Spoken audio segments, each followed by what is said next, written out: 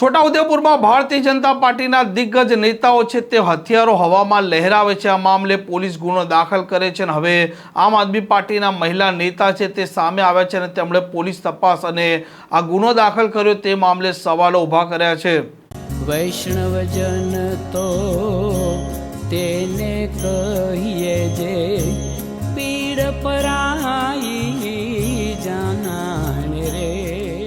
નમસ્કાર, આપ જોઈ રહ્યા છો નવજીવન ન્યૂઝ અને હું છું આપની સાથે તોફિક ગાંચી। છોટાઉદેપુરમાં ભારતીય જનતા પાર્ટીના સાંસદ જસુ રાઠવા, તેમના પુત્ર સંગ્રામસિંહ રાઠવા અને છોટાઉદેપુર તાલુકા પંચાયતના નવનિયુક્ત પ્રમુખ છે તે હથિયારો છે તે હવામાં લહેરાવે છે તેવો વિડીયો સોશિયલ મીડિયામાં વાયરલ થતાં ખળભળાટ મચી જવા પામે છે। કાયદો વ્યવસ્થાને લઈને પણ સવાલો ઊભા થાય છે અને અંતે આ મામલે છોટાઉદેપુરની પોલીસ છે તે સાંસદ અને તેમના પુત્રના સામે જાહેરનામા ભંગનો ગુનો દાખલ કરે છે। જો કે આ મામલે હવે જિલ્લા આમ આદમી પાર્ટીના પ્રમુખ રાધિકા રાઠવા સામે આવ્યા છે અને તેમણે આ જે ગુનો પોલીસે દાખલ કર્યો છે અને પોલીસની કામગીરી છે તેના સામે જ સવાલો ઊભા કરી દીધા છે।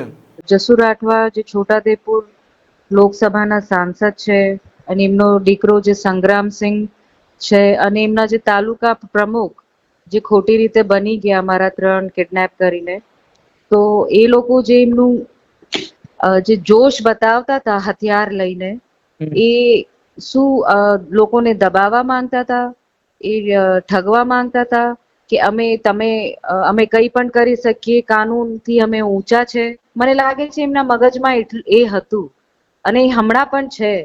અમે પોલીસને આવેદન પત્ર આપ્યું, પોલીસે એમના ઉપર FIR કરી, ખાલી દંડની FIR કરી છે, પણ અમે જે આ કલમો માંગેલી IPC ની જે આર્મ્સ એક્ટ, એ હિસાબથી એ કલમો નથી લગાઈ।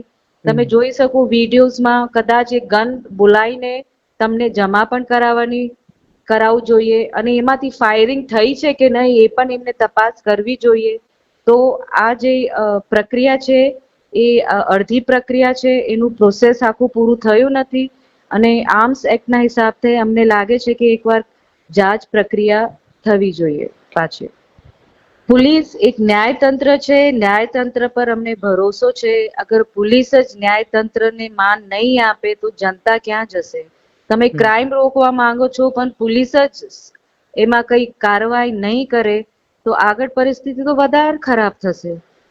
તો અગર પોલીસને આ ગંભીરતાથી લેવું જોઈએ। કાલે અમારો કોઈ સભ્ય આમ આદમી પાર્ટીનો હો તો મને આમ શ્યોર કે આ પોલીસ એમને તાત્કાલિક જેલમાં મૂકી દેતા।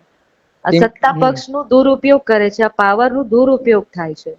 તો હું આમ જનતાને પણ કહું છું કે આ વસ્તુ પર ધ્યાન દોરે અને કાયદેસરની કાર્યવાહી અને જાંચ પ્રક્રિયા આની પૂર્ણ કરવી જોઈએ। આ પ્રકારના સમાચાર માટે નવજીવન ન્યૂઝ ચેનલ સાથે જોડાયેલા રહો। નમસ્કાર।